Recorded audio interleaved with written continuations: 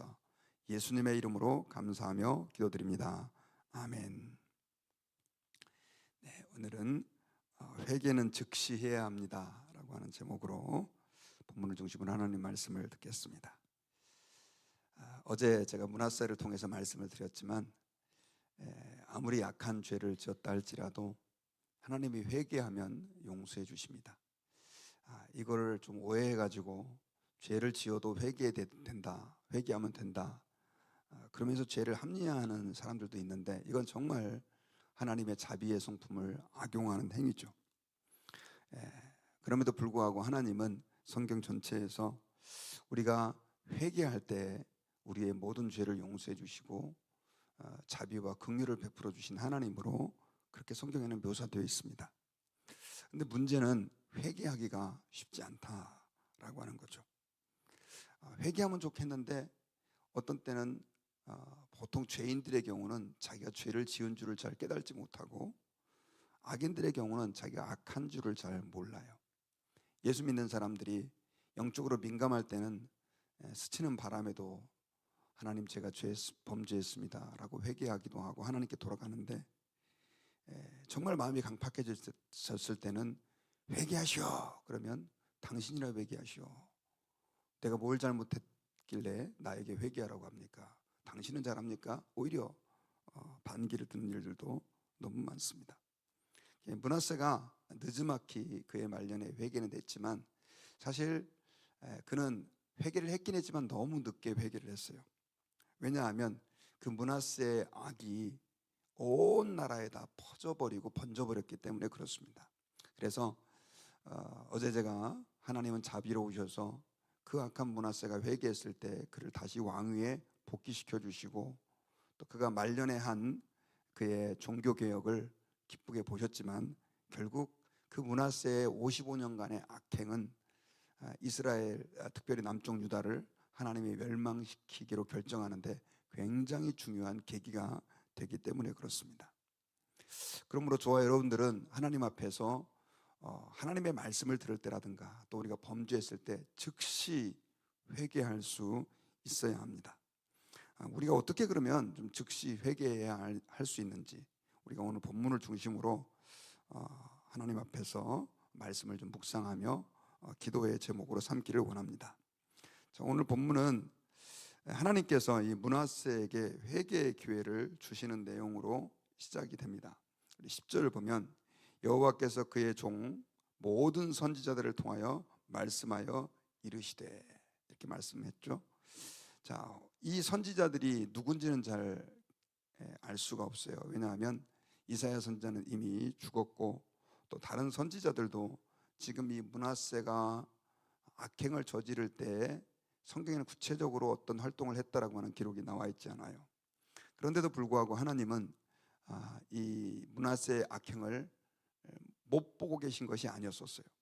보고 계시면서 어떻든 오늘 본문에 보면 모든 선지자들이라고 표현하고 있죠. 아마 유다에 있는 하나님이 동원할 수 있는 모든 선지자를 동원해서 그 므낫세의 악행을 지적하고 회개하라라고 하나님께서는 주의 말씀을 선지자들을 통해서 대변해 주셨습니다. 자, 그런데 이 므낫세는 11절에 보면 므낫세가 이 가증한 일과 악을 행함이 그 전에 있던 아모리 사람들의 행위보다 더욱 심하였고, 또 그들의 우상으로 유다를 범죄케 하였도다. 이 말을 듣고도 들은 척도 안 한 거죠. 계속해서 악을 행했고 심지어 유다 전체를 범죄하게 만드는 굉장히 중요한 소스가 된 것이죠. 그래서 하나님께서는 이제 그 므낫세와 유다를 향해서 심판을 선언합니다. 재앙을 예고하시죠. 12절에 보면 이스라엘의 하나님 여호와가 말하노니 내가 이제 예루살렘과 유다에 재앙을 내리리니 듣는 자마다 두 귀가 울리리라 라고 말하면서 이제 어떤 재앙, 어떤 방식으로 재앙을 내릴 것인가에 대한 것을 13절부터 말씀을 해요. 그러면서 하나님이 줄과 추에 대해서 얘기해요. 줄과 추, 이거는 이제 건축 재료로 사용하는 것인데, 줄은 보통 땅의 수평이라든가 건물의 수평을 잴 때 많이 사용하죠. 오늘날도 제가 보니까 이렇게 벽돌을 쌓아 올릴 때는 줄을 이렇게 딱 재놓고 그리고 벽돌을 이렇게 쌓아 올리잖아요. 이 추는 수직을 잴 때, 그래서 이 벽돌을 쌓아 올릴 때도 추를 내려놓고 그렇게 하잖아요. 이게 뭐냐면 북쪽 이스라엘이 특별히 아합의 왕가가 멸망하게 된, 아합을 인해서 북쪽 이스라엘이 멸망하게 된 그 기준을 남쪽에게도 그대로 적용하겠다라고 하는 의도가 여기에 담겨져 있습니다. 그러면서 그 줄과 추를 가지고 예루살렘에도 그 기준을 적용해서 그것을 씻어 엎음같이 예루살렘을 씻어버릴지라 라고 말하죠. 결국 이 므낫세의 악행과 유다의 악행을 하나님은 그만 보지 않겠다, 그들을 심판하겠다라고 이야기하면서 14절에서는 조금 더 구체적으로 내가 나의 기업에서 남은 자들을 버려 그들의 원수의 손에 넘긴즉 그들이 모든 원수에게 노략거리와 겁탈거리가 될 것이다. 원수들이 와가지고 그 나라를 점령할 것이고 많은 사람들이 유린을 당할 것이다 라고 하는 것을 예언합니다. 그러면서 그 이유가 15절에서 애굽에서 나온 그 조상 때부터 오늘까지 내가 보기에 악을 행하여 나의 진노를 일으켰음이니라 하더라.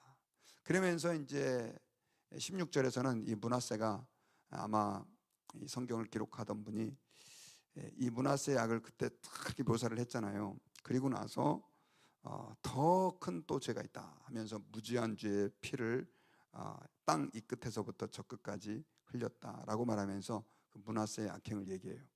제가 어제 말씀드렸지만 이 므낫세의 회심은 열왕기하에는 기록되어 있지 않지만 나중에 이제 그가 그의 인생의 말년에 역대기를 보면 바벨론의 포로로 끌려가 가지고, 그러니까 이제 아수르가 바벨론을 지배할 때입니다. 바벨론 왕국은 아니에요.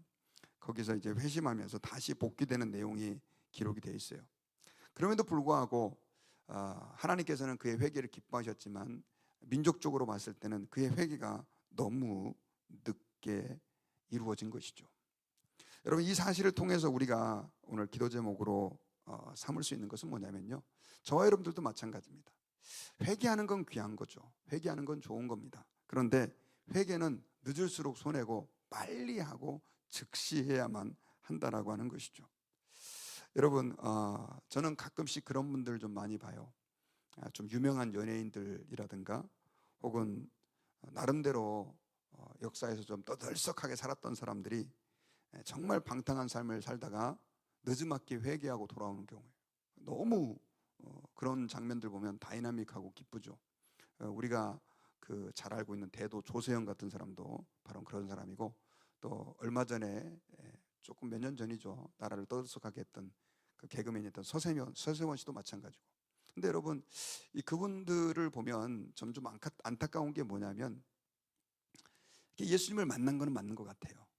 그리고 회심하고 돌아왔는데, 근데 문제는 너무 사람들에게 악명이 높고 또 본인의 삶에 그런 잘못된 죄들이 많이 스며 있다 보니까 회심을 해도 진정한 회심이 잘 안 되는 거죠. 삶의 변화가 안 나타나는 거예요. 그러니까 오히려 더 하나님께 영광이 되기보다는 그 이후에 또 실수를 반복함으로, 저는 실수라고 생각합니다. 뭐 일부러 그러진 않았겠죠. 나중에는 사람들의 조롱거리가 되고, 왜 저런 사람들을 목사로 세웠느냐, 왜 저런 사람들이 예수 믿는다고 하느냐, 이런 어떤 손가락질 소리가 들리는 걸 보면 너무너무 마음이 아파요. 조금 더 일찍 회개했으면 좋았을 텐데 하는 생각이 들 때가 있습니다. 여러분, 우리의 삶에도 마찬가지죠. 우리가 이 땅을 살 때 연약한 육신을 가지고 있어서 범죄하지 않을 수는 없습니다. 안 해야 되겠지만, 그런데 범죄했을 때 우리는 그때 우리를 향해서 회개하라고 말씀하시는 그 세미한 주님의 음성을 듣고 바로 회개하고 하나님 앞에 돌아갈 수 있어야 돼요.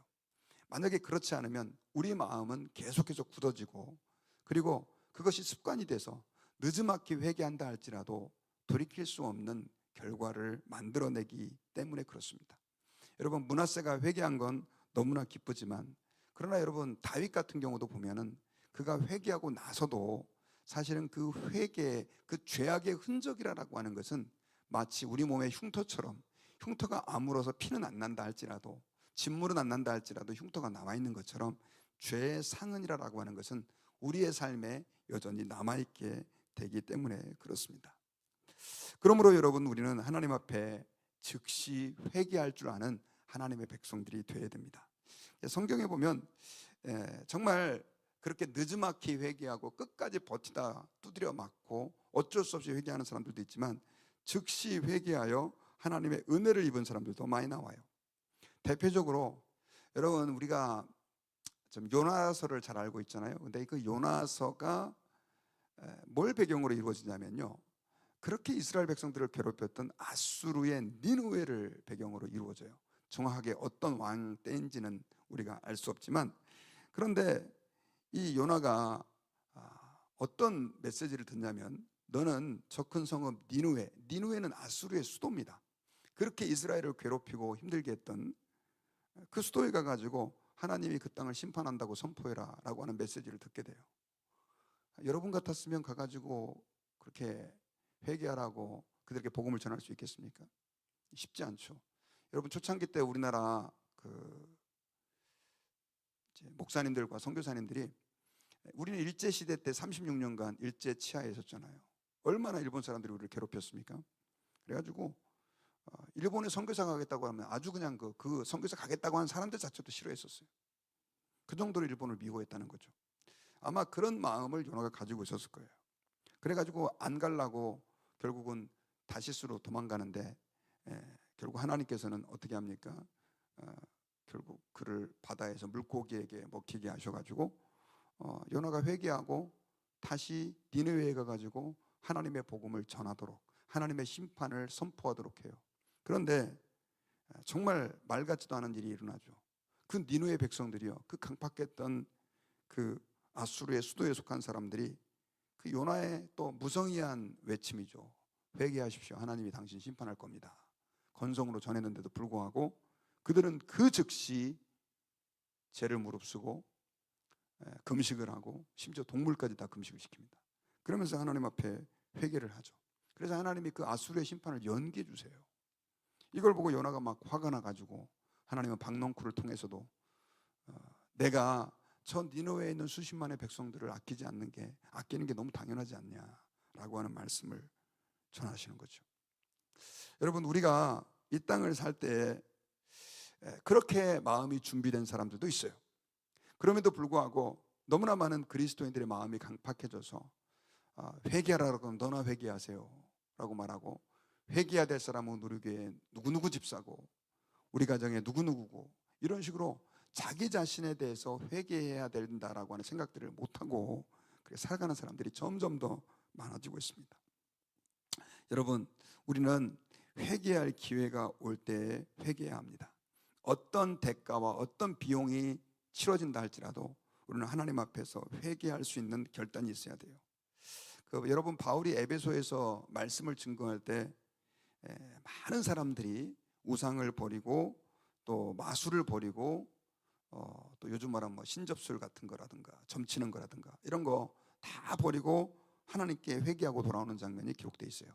근데 성경에서 사도행전에 보니까 그들이 자신의 잘못된 삶을 회개하고 불태운 마술책이 은 5만이다 라고 얘기하고 있어요. 은 5만은 노동자의 그 5만일 노동비입니다. 그러니까 제가 한국 돈으로 따져보니까 한 65억 정도 되고, 미화로 따지면 뭐 환율이 낮을 때예요, 500만 달러 정도 되는 거예요.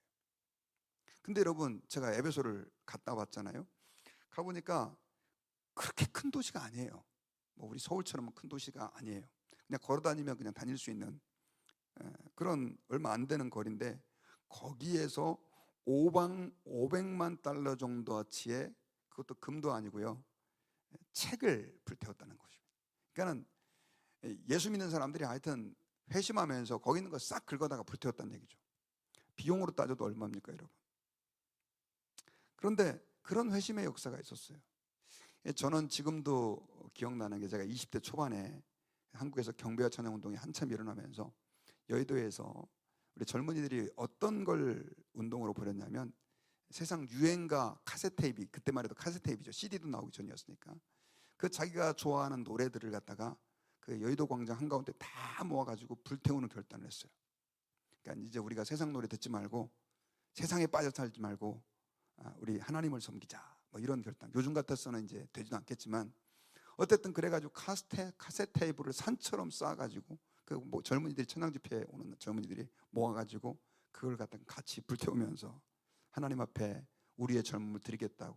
그때 헌신했던 사람들이 지금 각국에 가서 선교사로 몇만 명씩 우리 한국 사람들이 가 있죠. 여러분, 저와 여러분들이 잘못된 길을 가고 있을 때 우리는 끊을 수 있는 결단이 있어야 합니다.